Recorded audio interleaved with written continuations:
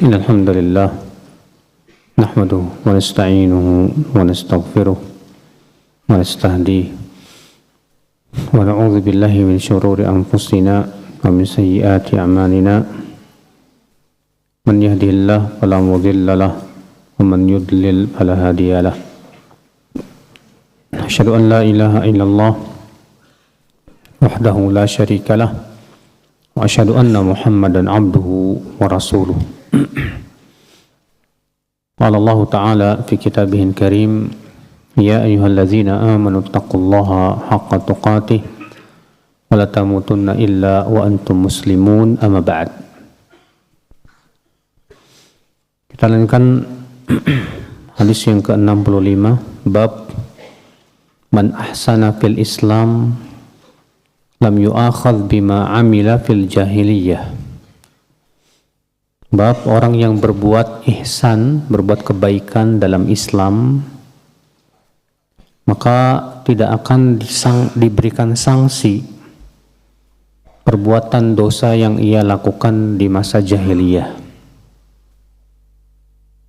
Disebut masa jahiliyah itu, akhi, ya, yaitu masa sebelum Islam. Adapun setelah Islam maka tidak lagi disebut apa? Masa jahiliyah. Ya. Dan bisa jadi seorang muslim terkadang jatuh kepada perangai jahiliyah. Maka ini disebut oleh para ulama dengan jahiliyah muqayyadah. Jahiliyah yang sifatnya terikat dengan perbuatan tertentu saja. Adapun dimutlakan dengan mengatakan masa jahiliyah, maka ini khusus masa sebelum Islam. Hadis 65, an Abdullah bin Mas'udin radhiyallahu anhu qala qala unasun li Rasulillah sallallahu alaihi wasallam ya Rasulullah anu akhadhu bima amilna fil jahiliyah. Wahai Rasulullah, ya, Abdullah bin Mas'ud berkata, ada beberapa orang berkata kepada Rasulullah sallallahu alaihi wasallam, wahai Rasulullah, apakah amalan di masa jahiliyah dahulu yang buruk itu tetap akan diberikan sanksi atas kami? Qala amma man ahsana minkum fil Islam fala yu'akhadhu biha. Adapun orang yang berbuat ihsan di antara kalian dalam Islam, maka tidak akan disangsi. Wa man asa'a ukhidha bi amalihi fil jahiliyati wal Islam. Dan siapa yang berbuat buruk ya di dalam Islam, maka amalan buruk dia di masa jahiliyah pun tetap ya akan diberikan sanksi. Di sini, akhi, para ulama berbeda pendapat apa makna daripada hadis ini. Apakah maksudnya hadis ini artinya waktu di masa jahiliyah misalnya dia tukang berzina, setelah masuk Islam dia tetap saja berzina dan tidak meninggalkan apa? Perzinahannya. Atau yang dimaksud dengan hadis ini adalah ya, bahwa yang berhubungan dengan masalah keislaman. Artinya setelah dia masuk Islam, Islamnya bagus. Ya, dalam artian dia benar-benar yakin dengan keimanannya. Dia beriman kepada Allah dan Rasulnya dengan penuh kejujuran.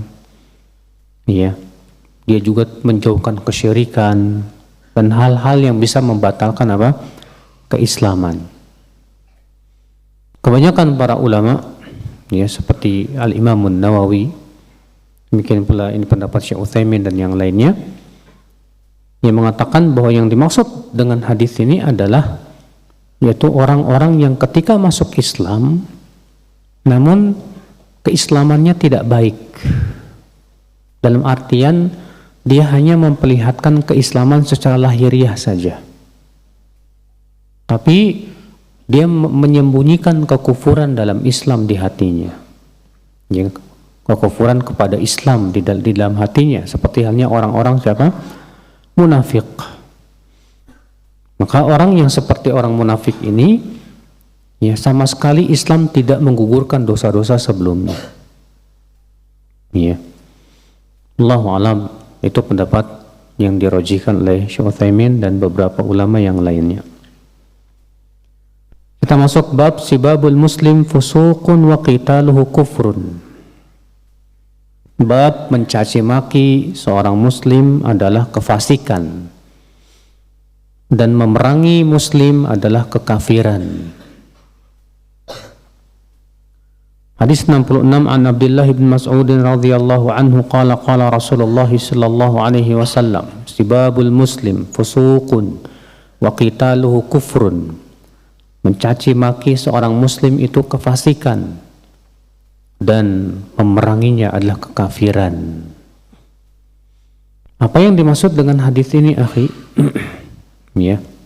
Yang dimaksud dalam hadis ini, akhi, bahwasanya kefasikan dan kekafiran di sini yaitu fasik kecil, ya artinya kufur kecil, tidak mengeluarkan pelakunya dari apa? Islam. Ini kalau dia punya keyakinan, ya, dimana pertama dia punya keyakinan bahwa darah seorang muslim itu haram, namun dia terkena syubhat seperti halnya orang-orang Khawarij. Karena orang-orang Khawarij memerangi kaum muslimin tidak, Pak? Menghalalkan darah kaum muslimin tidak, Pak? Karena terkena apa? Syubhat. Makanya para ulama tidak mengkafirkan kaum Khawarij, padahal mereka jelas memerangi orang Islam. Di zaman Ali bin Abi Thalib, ya mereka membunuhi kaum muslimin. Di zaman setelahnya juga senantiasa orang Khawarij itu yang mereka perangi selalu orang-orang Islam. Rasulullah bersabda ketika menyipati orang-orang Khawarij, yaqtuluna ahlal Islam wa yada'una ahlal awthan. Mereka itu membunuhi orang Islam tapi membiarkan para penyembah berhala. Iya. Namun para ulama tidak mengkafirkan kaum Khawarij, padahal mereka jelas-jelas memerangi kaum muslimin. Jadi kufur dalam hadis ini, ya, disebut dengan kufur apa? Duna kufrin, atau kufur kecil. Ya. Dan sudah pernah kita bahas di akhul Islam bahwa kufur ada dua macam, ya. Ada kufur kecil, ada kufur apa? Besar. Apa bedanya? Bahwa kufur kecil tidak mengeluarkan pelakunya dari Islam. Sedangkan kufur besar ini bisa mengeluarkan pelakunya dari Islam. Hadis ini menunjukkan, akhi, bahwa mencaci muslim itu dosa besar. Mencaci maki seorang muslim itu termasuk dosa besar.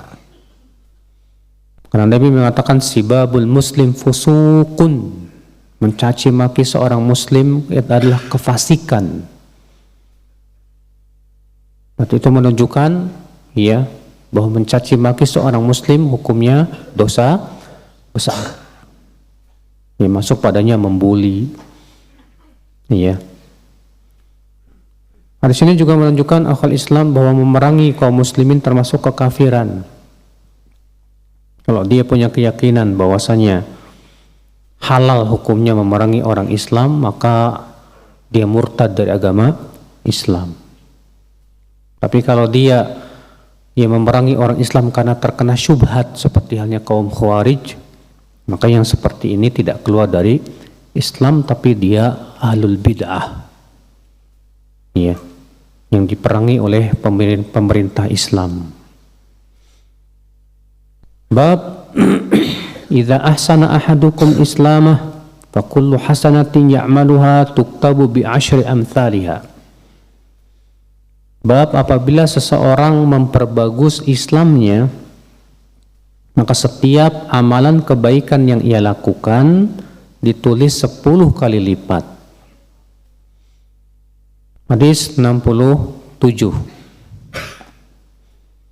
An Abi Hurairah radhiyallahu anhu qala qala Rasulullah sallallahu alaihi wasallam qala Allah azza wa jalla idza tahaddatsa 'abdi bi an ya'mala hasanah fa ana aktubuha lahu hasanah ma lam ya'malha fa idza 'amilaha wa ana aktubuha bi 'ashri amsalha wa idza tahaddatsa bi an ya'mala sayyi'ah fa ana aghfiruha lahu ma lam ya'malha fa idza 'amilaha fa ana aktubuha lahu bimithliha. Dari Abu Hurairah, semoga Allah meridainya, Rasulullah sallallahu alaihi wasallam bersabda, Allah Ta'ala berfirman, ini namanya hadis apa? Hadis qudsi ya. Apabila hambaku berbicara pada dirinya untuk mengamalkan kebaikan, artinya dia berniat untuk berbuat kebaikan, maka aku akan tuliskan untuknya sebuah kebaikan, ya, selama ia belum mengamalkannya. Artinya sebatas niat, baru sebatas niat saja ditulis oleh Allah satu kebaikan. Apabila dia jadi mengamalkannya, maka aku tulis untuknya 10 kali lipat. Dalam riwayat yang lain sampai 700 kali lipat, bahkan lebih dari itu. Dan apabila si hamba ini berbicara pada dirinya untuk melakukan keburukan, artinya berniat berbuat buruk, maka aku maafkan dia selama ia belum mengamalkannya. Apabila ia mengamalkannya, maka aku tulis ia yang sama dengannya, yaitu satu keburukan. Ya.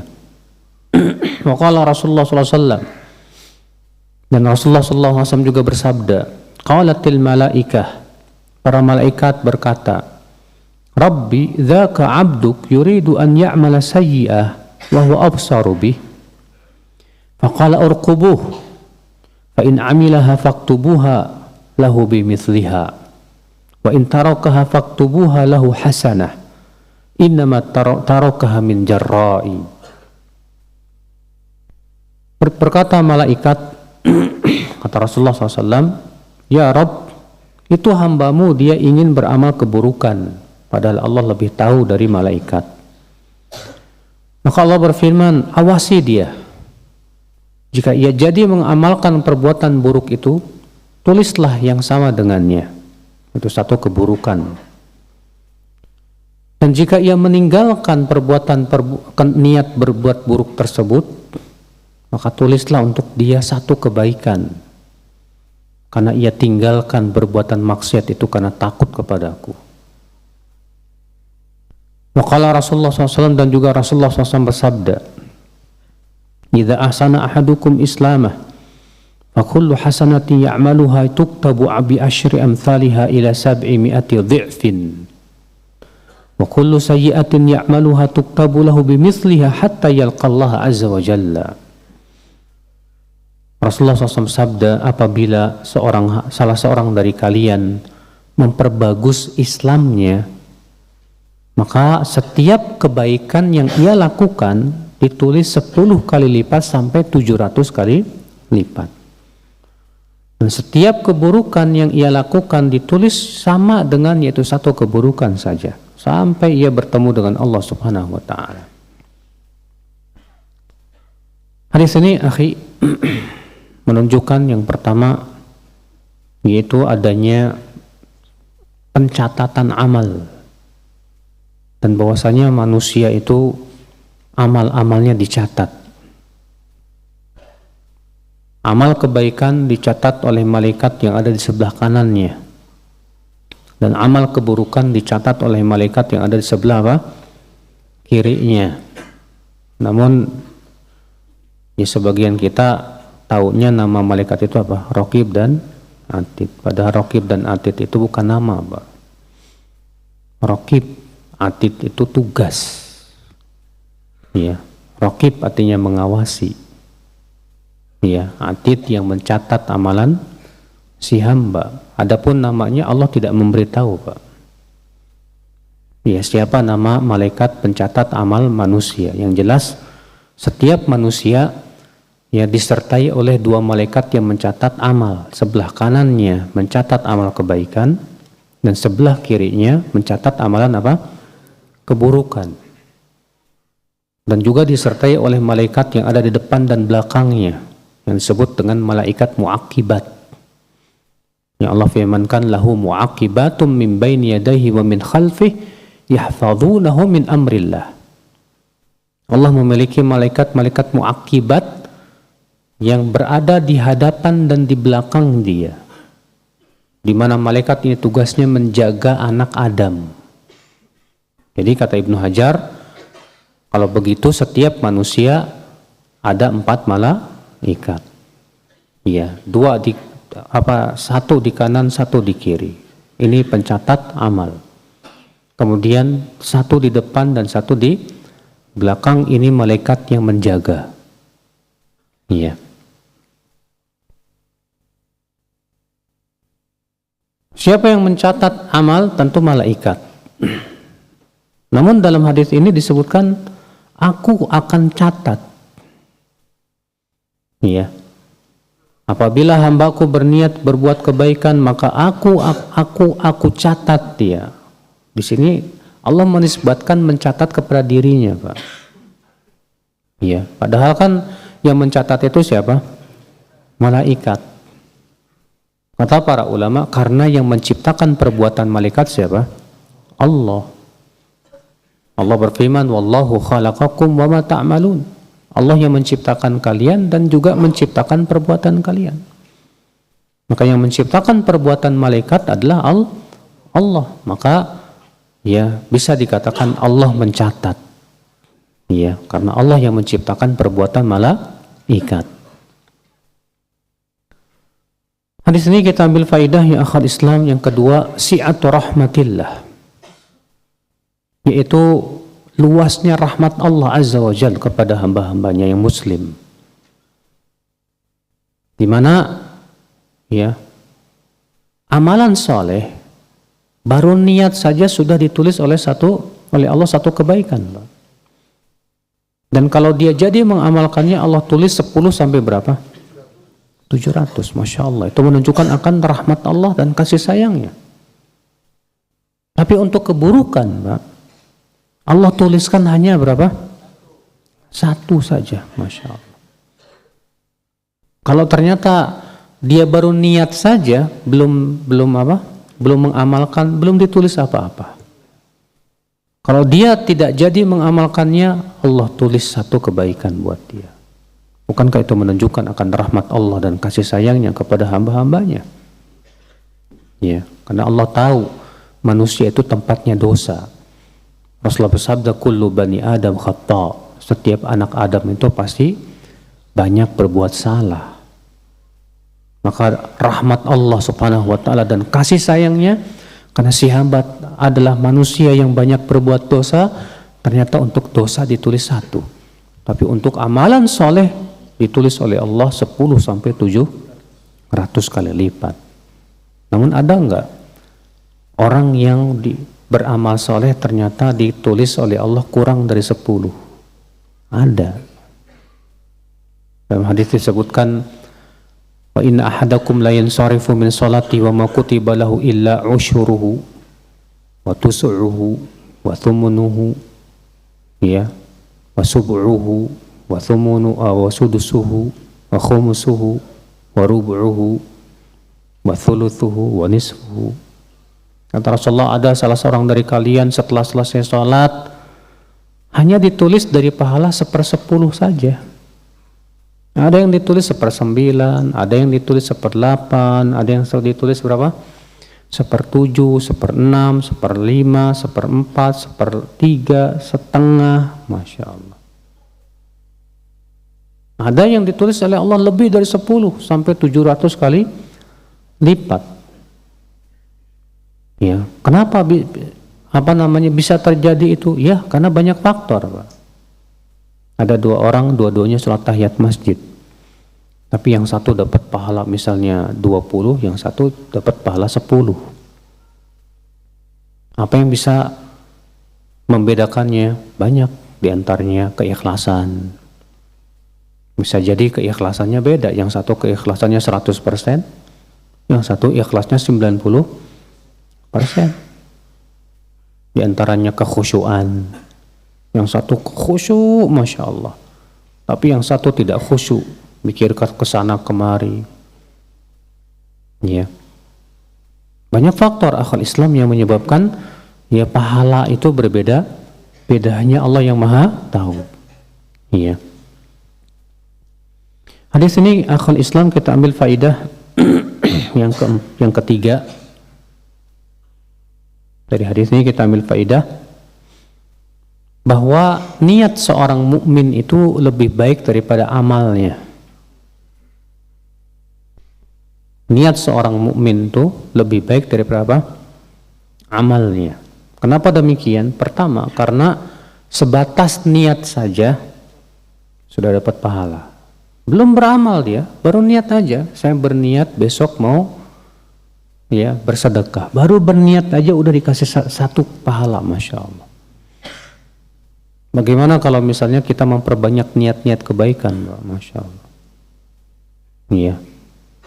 Betapa banyak pahala yang bisa kita lakukan. Makanya kata Ibnu Qudamah, hendaknya seorang muslim itu memperbanyak niatnya, supaya dengan niat itu dia banyak mendapatkan apa? Pahala. Iya. Kemudian akal Islam, kalau dia mengamalkan, kalau dia beramal, ditulis oleh Allah berapa? 10 sampai ke 700 kali lipat, Masya Allah. Bahkan terkadang ya akhi, orang yang punya amalan yang sifatnya rutinitas, amalan yang sifatnya apa? Rutinitas. Ketika ia tinggalkan amalan yang sifatnya rutinitas itu karena adanya uzur, itu tetap ditulis oleh Allah sempurna. Sebagaimana dalam hadis Rasulullah SAW sabda, "Idza maridal 'abdu aw safar, kutiba lahu min salatihi ma kana muqiman sahih." Ya, muqiman sahihan. Apabila seorang hamba sakit atau dia safar, bepergian jauh, maka dicatat untuknya dari salat yang ia biasa lakukan itu seperti ia apa? Mukim dan sehat. Artinya pahalanya sama ketika dia tidak sakit. Pahalanya sama ketika dia apa? Tidak safar. Kenapa? Karena rutinnya itu, Pak. Itu merupakan kasih sayang Allah Subhanahu wa taala. Karena Allah itu syakur, Maha berterima kasih. Ya, seorang hamba yang senantiasa merutinkan amal, Allah berterima kasih kepada dia. Sehingga ketika ia ada uzur syar'i, dia tidak bisa mengamalkannya, tetap dikasih oleh Allah nilai yang sempurna. Iya. Hadis ini kita ambil faedah ya akhal Islam. Bahwa perbuatan buruk apabila sebatas niat saja maka belum ditulis apa-apa. Perbuatan buruk apabila hanya sebatas niat saja dan belum diamalkan ataupun belum diucapkan, maka tidak dinilai apa-apa. Misalnya antum ada niat ingin berbuat apa? Dosa misalnya. Maka sebatas niat terlintas di pikiran mau berbuat dosa, belum ditulis apa-apa. Sampai kapan? Dilakukan. Sampai dia melakukan atau mengucapkannya sebagaimana disebutkan dalam hadis ini. Ya, kata Allah Subhanahu wa Rasulullah SAW sabda, ya, di mana Allah mengatakan, wa idza tahaddatsa bi an ya'mala sayyi'ah wa ana aghfiruha. Apabila ia berbicara pada dirinya itu berniat, ada keinginan untuk melakukan perbuatan buruk, maka aku maafkan dia. Ya, selama ia tidak mengamalkannya. Masya Allah. Dan seperti ini akhi, ya, sesuatu yang terkadang sulit untuk kita tolak, Pak. Terkadang ada aja muncul pikiran-pikiran yang buruk, ya, keinginan-keinginan yang buruk. Maka yang seperti ini akal Islam, karena manusia terkadang sulit untuk menghindar, dan rahmat Allah tentunya mendahului apa? kemurkaannya. Maka selama itu masih berbentuk niat, belum apa? Antum misalnya ada niat, antum kesal sama istri, pengen mentalak istri. Baru niat saja sih, belum diucapkan. Jatuh nggak Pak? Belum. Iya, karena baru berupa apa? Baru berupa niat saja. Hadis ini akhi kita ambil faidah selanjutnya yang bisa kita petik, bahwa orang yang meninggalkan perbuatan keburukan itu ada dua keadaan. Keadaan yang pertama yaitu orang meninggalkan keburukan karena takut kepada Allah. Maka ini orang diberikan satu pahala sempurna.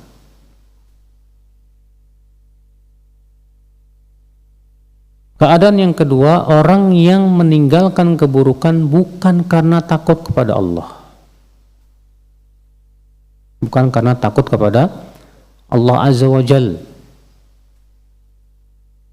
Maka ya, kalau dia tidak jadi mengamalkan keburukan itu karena nggak ada fasilitasnya Mas, dan dia sudah berusaha nyari tapi ternyata nggak ada fasilitasnya, tetap dapat dosa.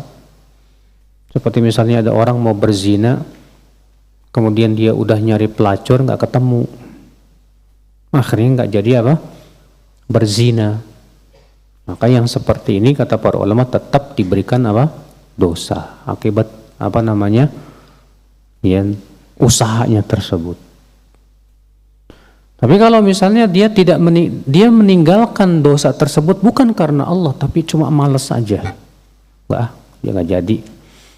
Maka yang seperti ini pun belum ditulis untuknya dosa, tapi juga tidak ditulis untuknya pahala. Orang yang meninggalkan keburukan yang ditulis untuknya pahala adalah jika ia tinggalkan keburukan itu karena Allah. Makanya disebutkan dalam hadis ini, innama tarakaha min jarra'i. Dia tinggalkan ya perbuatan buruk itu karena dia takut kepadaku, kata Allah. Iya. Di sini kita ambil faedah selanjutnya ya akhul Islam yang bisa kita petik dari hadis ini. Di sini menunjukkan tentang pentingnya rasa takut kepada Allah. Di mana rasa takut kepada Allah itulah yang mencegah seorang hamba untuk berbuat maksiat. Semakin seorang hamba takut kepada Allah, semakin dia kuat untuk meninggalkan maksiat.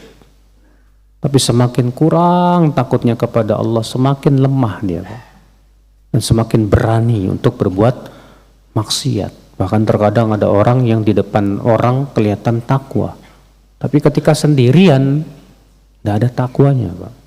Tidak ada takutnya sama Allah Subhanahu wa taala. Ya, na'udzubillah, nasallallahu salamata wal afiyah. Hadis 68, An Nabi Hurairah radhiyallahu anhu qala Rasulullah sallallahu alaihi wasallam, inna Allah tabaraka wa ta'ala tajawaza li ummati ma haddathat bihi anfusuha ma lam yatakallamu aw ya'malu bih.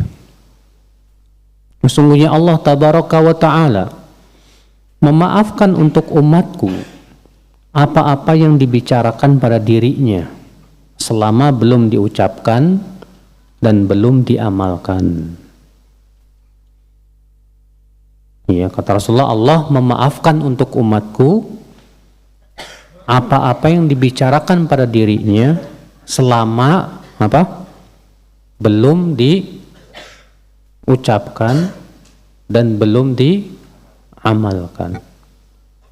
Di sini akhi menunjukkan ya di antara keistimewaan umat Islam bahwa niat-niat buruk itu dimaafkan oleh Allah selama pertama dia tidak mengamalkannya, yang kedua atau dia tidak berbicara dengannya.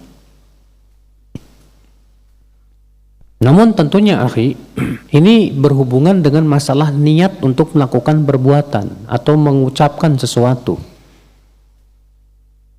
Adapun yang berhubungan dengan kufur yang bersifat niat, contoh misalnya ada orang yang ragu kepada Allah, lalu keraguannya ini semakin besar, semakin besar, semakin besar, yang menyebabkan akhirnya dia apa? Tidak percaya. Dan dia tidak mengucapkan, walaupun tidak mengucapkan, tapi karena dia hatinya sudah penuh keraguan, sampai akhirnya dia tidak percaya, walaupun tidak diucapkan, tetap ini sangat berbahaya, Pak. Makanya bedakan antara niat yang sifatnya berhubungan dengan ucapan dan perbuatan, dan niat yang sifatnya akidah dan keyakinan. Kalau akidah dan keyakinan ini bahaya, akhi. Kalau antum sampai ragu tentang Allah, terkadang setan datang, Pak, berusaha menjadikan kita ragu tentang Allah. Allah ada apa enggak? Sebagaimana sabda Rasulullah SAW, ya'ti syaitan ila ahadikum, setan datang kepada salah seorang dari kalian. Lalu setan berkata, siapa yang menciptakan ini? Siapa yang menciptakan itu? Allah. Sampai akhirnya setan berkata, faman khalaqallah, siapa yang menciptakan Allah? Kata Rasulullah, kalau sampai sini falyantahi, hendaklah diam, berhenti, jangan lanjutkan, dan hendaklah ia berlindung kepada Allah dari godaan setan yang terkutuk. Nah, masalahnya Pak, kalau misalnya ada orang yang enggak berhenti, terus saja dipikirkan, akhirnya sampai kepada derajat hatinya sudah tidak beriman lagi. Maka ini sangat berpengaruh, dan ini musibah besar. Allahu a'lam. Baik, hadis selanjutnya, bab al-muslim man salimal muslimuna minhu. Hakikat muslim adalah yang kaum muslimin selamat darinya. Hadis 69, an Abdullah bin Amr bin al-As radhiyallahu anhuma anna rajulan sa'ala Rasulullah sallallahu alaihi wasallam ayyul muslimina khair? Qala man salimal muslimuna min lisanihi wa yadihi. Ada seorang laki-laki bertanya kepada Rasulullah sallallahu alaihi wasallam, muslim seperti apa yang terbaik ya Rasulullah? Muslim yang terbaik itu seperti apa? Kata Rasulullah, yaitu orang yang kaum muslimin lain selamat dari kejahatan lisan dan tangannya. Ini muslim yang terbaik, Pak. Siapa dia? Yang lisannya tidak pernah menyakiti siapapun, tangannya tidak pernah menyakiti siapapun. Ini muslim yang terbaik, terbaik saudaraku sekalian. Adapun kalau muslim lisannya masih menyakiti hati orang, atau tangannya masih menyakiti hati orang, berarti ini muslim yang tidak baik. Muslim yang tidak baik. Makanya Rasulullah SAW ditanya tentang seorang wanita, inna fulanah tusalli bil lail wa tasum wa tatasaddaq. Wahai Rasulullah, ada seorang wanita, si fulanah itu sholat malamnya rajin, puasa sunnahnya rajin, sedekahnya banyak, walakinnaha tu'dhi jarataha bilisaniha. Tapi sayang ya Rasulullah, dia menyakiti tetangga dengan lisannya. Bayangkan, apa jawab Rasulullah SAW tentang wanita ini? Kata Rasulullah, khaira fiha hiya min ahlin nar.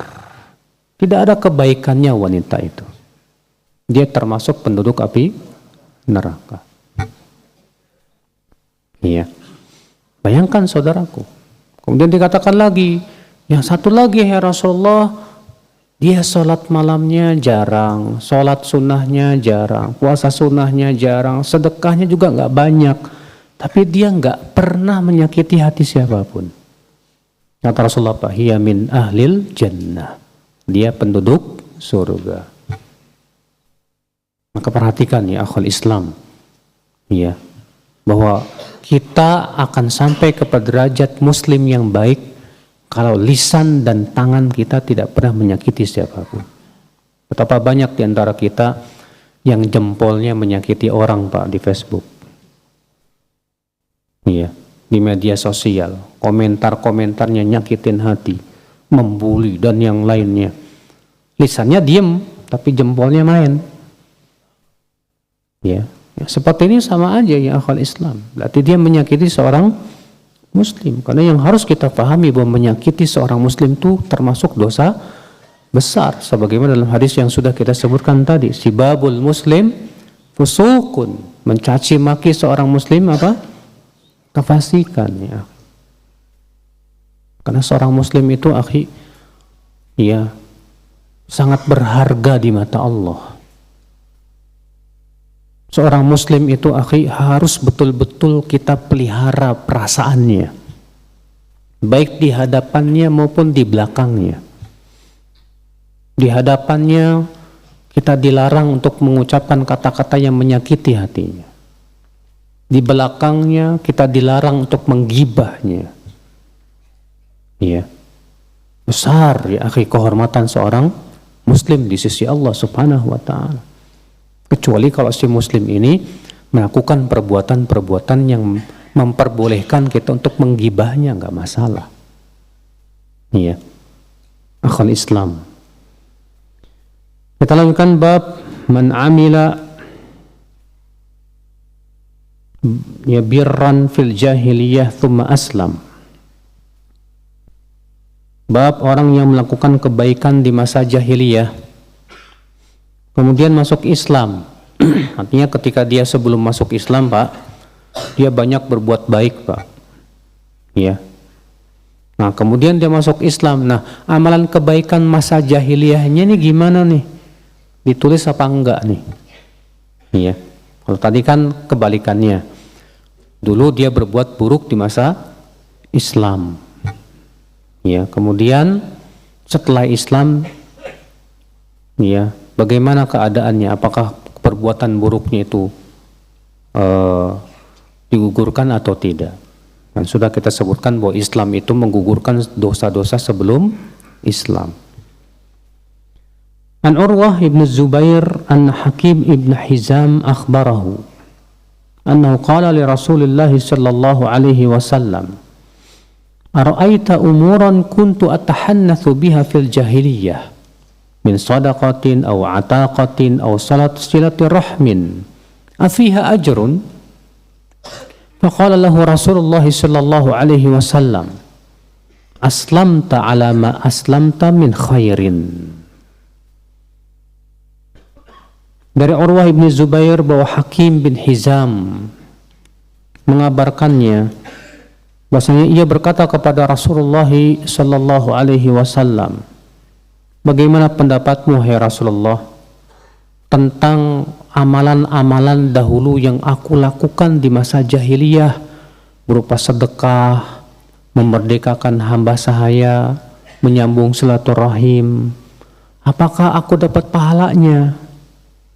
Maka Rasulullah SAW bersabda, kamu masuk Islam dengan membawa pahala ya dahulu dari berbuat kebaikan. Artinya pahala-pahala perbuatan masalah jahiliyah itu ketika sudah masuk Islam maka dicatat oleh Allah Subhanahu wa taala. Ya. Karena kan amal soleh orang kafir, Pak, orang yang tidak beriman itu tidak ada manfaatnya sebetulnya. Allah berfirman, la in asyrakta la yahbatanna amaluk. Kalau kamu berbuat syirik, batal amalmu. Tapi ketika dia masuk Islam, maka amal soleh dia di masa jahiliyah itu dicatat semuanya oleh Allah Subhanahu wa taala dan diberikan apa?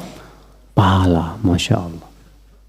Ini menunjukkan akan keistimewaan Islam dan rahmat Allah Subhanahu wa ta'ala yang luas sekali ya kepada hamba-hambanya. Bab at-tahdhir minal ibtila. Bab waspada dari ujian. Artinya jangan pernah kita merasa aman dari yang namanya ujian. Ya. An Hudzaifah radhiyallahu anhu qala kunna ma'a Rasulillah sallallahu alaihi wasallam faqala uhsuli kam yalfadhul Islam. Qala faqulna ya Rasulullah atakhafu alaina wa nahnu ma baina 600 ila 700. Qala innakum la tadrun la'allakum an tubtalu. Qala fabtulina hatta ja'ala rajul minna la yusalli illa sirra. Dari Hudzaifah, semoga Allah meridainya, ia berkata, kami pernah bersama Rasulullah sallallahu alaihi wasallam.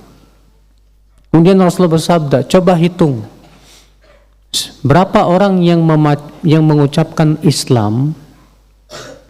Maka kami berkata, ya Rasulullah, apakah engkau mengkhawatirkan kami sementara jumlah kami sekitar 600 sampai 700 orang? Kata Rasulullah, kalian tidak tahu, barangkali nanti kalian akan diuji. Hudzaifah berkata, ternyata benar, kami pun diuji. Sampai-sampai ada seseorang dari kami tidak berani sholat kecuali diam-diam. Iya, sembunyi-sembunyi maksudnya.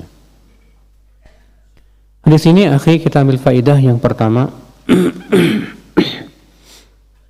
Itu jangan tertipu dengan jumlah yang banyak. Jangan merasa kita hebat dengan jumlah yang banyak. Karena Rasulullah SAW ketika mengatakan, coba hitung berapa yang sudah masuk Islam, yang mengucapkan Islam.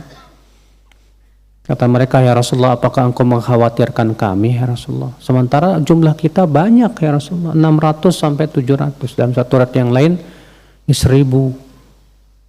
Ya. Apa kata Rasulullah? Kalian tidak tahu. Barangkali kalian akan diberikan apa? Ujian.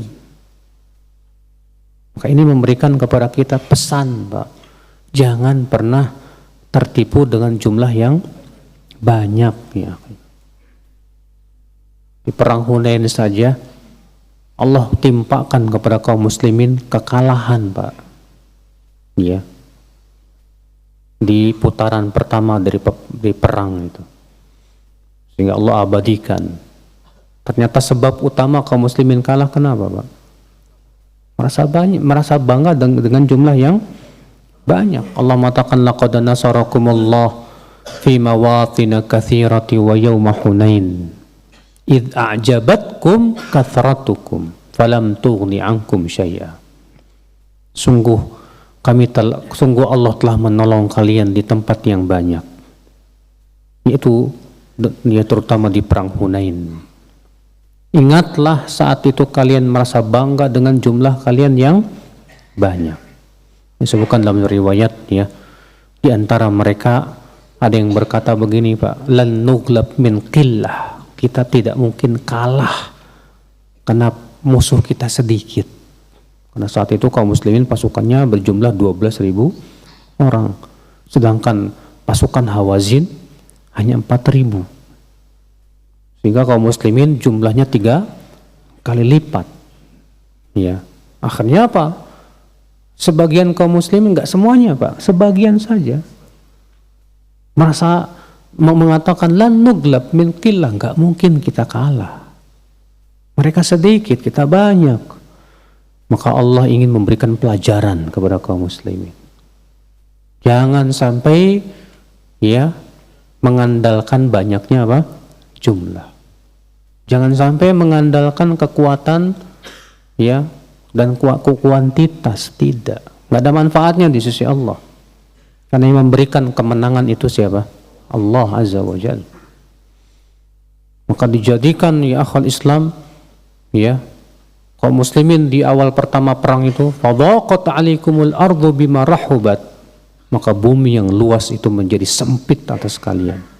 Tsumma wallaitum mudbirin, kemudian kalian pun lari tunggang langgang. Bayangkan, subhanallah. Makanya, akhi, jangan pernah kita berbangga dengan jumlah yang banyak, akhi. Di sini kita ambil faidah yang kedua, akhi, yaitu jangan merasa aman dari makar Allah Azza wa Jalla. Jangan pernah merasa aman dari makar Allah.